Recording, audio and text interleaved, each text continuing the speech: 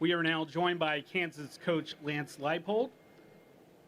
Coach will start with an opening statement. Again, after the opening statement, we'll open it up for questions. So please raise your hand if you have a question. Coach? Thank you. Thank you, everyone, for being here today. I guess first I'd like to welcome our new additions to our conference. I think it's been said many times today, the balance from top to bottom in the Big 12, what it was last year, and I know we've added even more strength to make this the most exciting conference of Power 5 football. Last year was an exciting year for us to take a big step forward as a program, getting off to a good start, getting bowl eligible for the first time in over a decade, battling back in a highly competitive bowl game, showed the resiliency of our team, and we're excited to take another step this year, using that end of the season towards motivation, of course, to get us to be the consistent bowl team we want to be and find a way to turn that into victory. I'll open it up now for questions. All right, we'll open up for questions. Remember to state your name and affiliation. Go to the right center, second row. Coach Jared Amidas with Red Raider Sports. Obviously, protecting the quarterback is very important, especially one as high caliber as yours. You go and add Logan Brown out of Wisconsin. What kind of dynamic does he bring to your offensive line? Well, Logan was a highly touted player out of high school, played a fair amount at Wisconsin. We look for Logan to add to our offensive line that already returns 4 starters. The thing I like about where we're at holistically as an offensive line is, A, the experience amount of starts that we have returning, the amount of depth that we have now with not just Logan, Spencer Lovell's a transfer from Cal.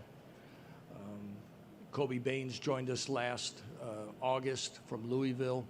So we have some movable parts better than we've had before, that not only just keeping Jalen healthy and adding depth that we have within the skill positions. I like our movable pieces that we're going to have a solid unit across the board. All right, we'll go to the far left. Ryan Chapman, OSNews.com. Coach, what have you seen from Jalen as far as just his further development this spring, heading into the year? Again, keeping Jalen where he's in a position, staying healthy, he's making all the throws, everything that we need him to be. I've started to say this a little bit more today on the back half of the day is, I think one thing that we sometimes forget about Jalen and everything he brings to our program is he's an academic All-American. And what we put on his plate and what we ask him to do, and whether it be just things in our offense to retaining the information, verbalizing it back to others, getting others lined up, I think he does an outstanding job. As we know, everybody's had a chance to see when he's healthy what he does as a dual-threat quarterback. I think the other thing is his leadership abilities, his charisma. He's a guy that doesn't get too high or too low. And again, I've said it from the start when he burned his red shirt our first year. He's a special man and a special individual. Again, if you have questions, please raise your hand. Now we'll go to far left, front row. Eli Letterman, Tulsa World. Lance, this is a league that can produce quick turnarounds. You guys a year ago, TCU, Baylor the year before that. For you to go from 2-10 to that first bowl game and making that step, what were the foundational elements for you guys a year ago? I just think finally we've been able to build some routine and trust, first of all, within our program. For us to be able to, our young men had gone through a lot of transition. I think the daily process of getting better and really holistic development has been a key for us as a program. And I think when we went on the road to Morgantown and then went down to Houston and battled back from deficits and found a way to win on the road, the confidence and belief started to really take even a larger step and kind of go through those, and it kind of built on the momentum that we had early. We talk about it, I think everybody does, but our locker room and leadership from our upperclassmen and people are, I think, allowed us to take that step. And quite honestly, it was night and day difference ahead of what we were at our last stop as far as becoming a player-led program. And I know those players, and especially the 4 men that are here today, have embraced that, and they're ready to take it another step. Stay far left, second row. The mic is Got you, Blair. Sorry about that. Blair Kirkhoff with the Kansas City Star. Had to manage expectations. Have you had to manage expectations? Yeah, the same thing. You want expectations. This program hadn't had many expectations of late, and so embracing those, but keeping them in balance. But I think any program at any state is you have to focus on where you're at the moment, and making sure you don't get too far ahead of yourself. And we can't spend, no offense to anyone, we can't spend a lot of time reading all the positive things you're going to say, because all of a sudden we're not staying focused on what we need to at the moment to get better. And I think this group gets it.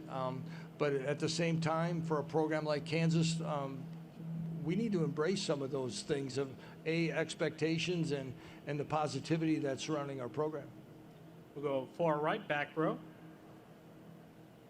Jackson Schneider, 1150 KSAL. Coach, to speak on kind of what you just talked about a bit, can you tell us what the investments the university is making in your program mean for the trajectory of what you're trying to build, and talking about, future stadium plans, renovations to the locker room, things like that?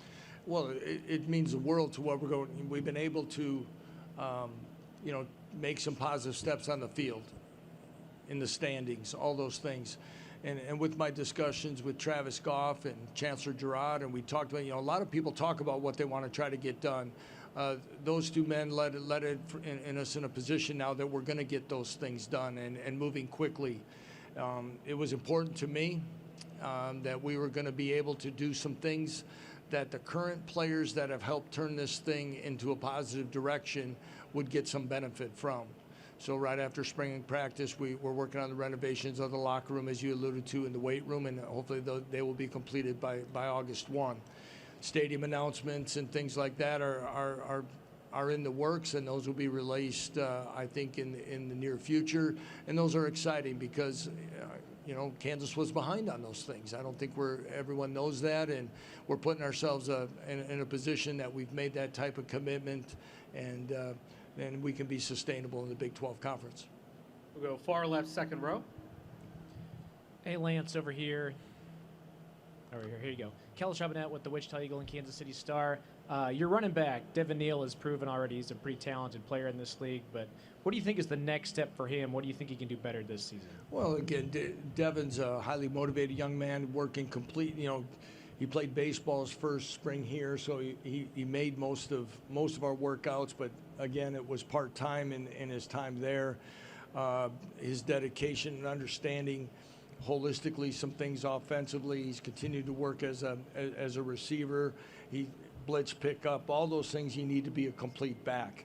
I think as we continue to evolve what we do offensively, again, understanding different things, and he continues to work on, and we'll do that. He's been outstanding for us and on and off the field in his 2 years here. And also with what he does, we also need a healthy Daniel Highshaw with him to complement, because when those two were together at the beginning of the season, that's a pretty good duo.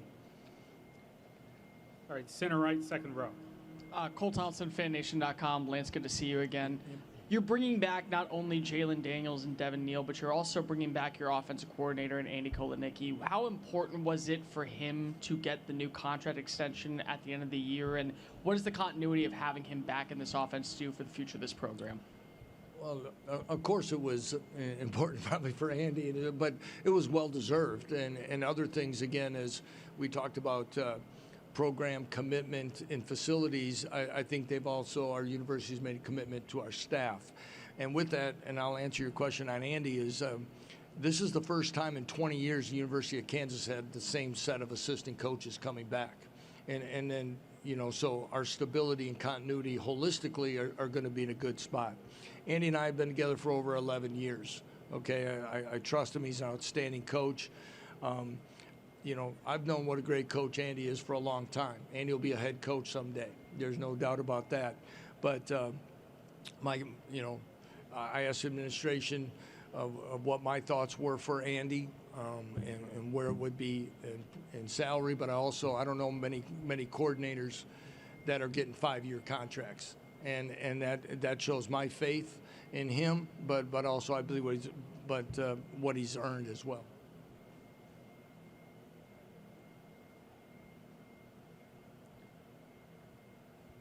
All right, Coach, thank you for your time. All right, thank you, everyone. Have a good day.